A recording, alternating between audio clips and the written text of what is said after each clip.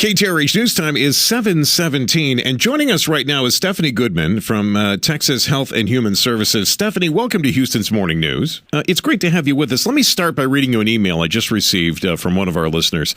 She writes, I have a 33-year-old son on disability, very limited income, and unable to get Medicare or Medicaid to add dental to his benefits, asking only for the very basic dental care. There is something wrong when we allow our system to pay millions of dollars for orthodontic care for some, and others are unable to get basic dental care they need to maintain good oral hygiene. Which leads us into the discussion that we're having this morning about the almost $200 million that was spent on kids' braces, their parents on Medicaid. And I guess my question, Stephanie, is, this is out there. You've responded to it. You know the problem. Why are we going after the orthodontists or the dental clinics or liquidating their homes and their cars to get this money back? Well, we will be trying to get this money back. Now, first of all, I want to caution that we don't think a large portion of that was misspent. We've had tremendous growth in our children's enrollment in Medicaid, and orthodontic services are, if needed for non-cosmetic reasons, or something that we federally have to provide to those children.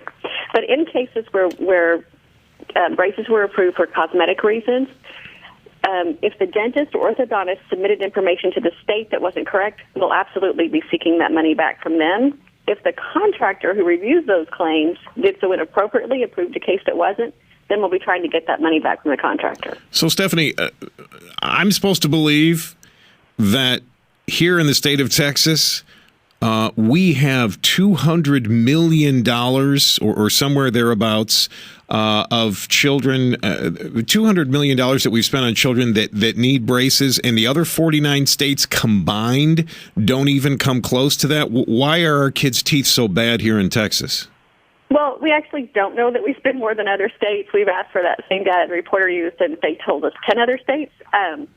But we do spend more than most other states, and one of the major reasons for that is Texas, unlike those other states, has actually been under a lawsuit to make sure we get more kids into dental care. It's something that not any state has done a particularly good job of.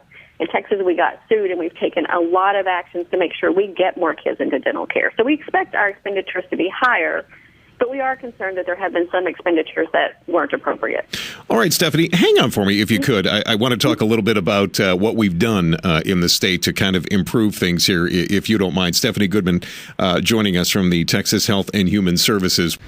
Back to the information and conversation with Matt. This is your Houston Morning News. Joining us this morning, Stephanie Goodman. She's with Texas Health and Human Services. She's been kind enough to get into the hot seat to talk about where all our money is. Stephanie, thank you for your time. Again, we sure appreciate it.